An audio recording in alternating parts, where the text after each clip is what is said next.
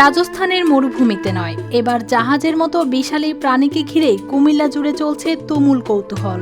লম্বা গলা আর বিশাল দেহের সুলতানকে এক নজর দেখতে প্রতিদিনই ভিড় করছেন শত শত মানুষ। কোরবানির বাজারে উটটির দাম হাঁকা হচ্ছে ৩২ লাখ টাকা।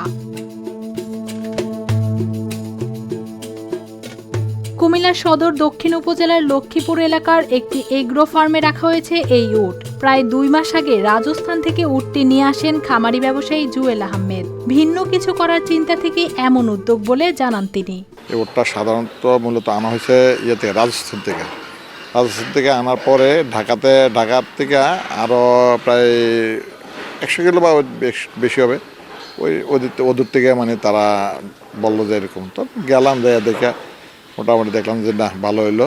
উটের খাবারের তালিকায় রয়েছে ঘাস, ভুসি, খড় ও বিভিন্ন ধরনের দানাদার খাবার। নিয়মিত পরিচর্যা আর খাবারের কারণেই উটটি এখন হয়ে উঠেছে বেশ বড় ও আকর্ষণীয়। যে যেমন লাইক করো তেমনই স্বাদের high five wafer. High five খাও, হাই ফাইভ দাও।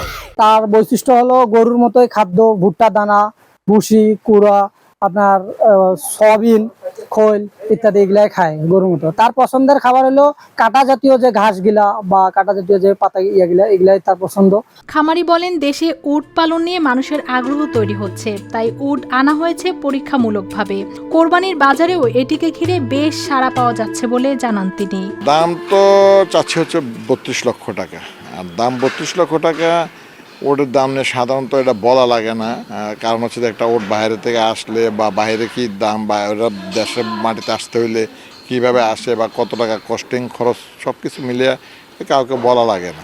জেলা প্রাণী সম্পদ কর্মকর্তারা বলছেন, উট বাংলাদেশের দেশীয় প্রাণী না হলেও সঠিক যত্ন ও পরিবেশ নিশ্চিত করা গেলে এটি পালন সম্ভব। শখ করে একটা উট উনি এনেছেন, লালন পালন করেছেন, কোরবানি দিতে পারেন অথবা বিক্রি করতে পারেন, সেটা ওনার ব্যক্তিগত বিষয়। কিন্তু আমাদের কুমিল্লাতে উটের কোনো খামার বা উটের ব্যবসা এই ধরনের নাই। তো যে বিষয়টা আমাদের কাছে, আপনাদের কাছে, সকলের কাছে নতুন আর কি।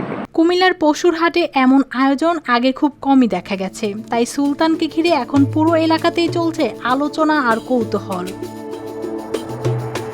News desk, RTV।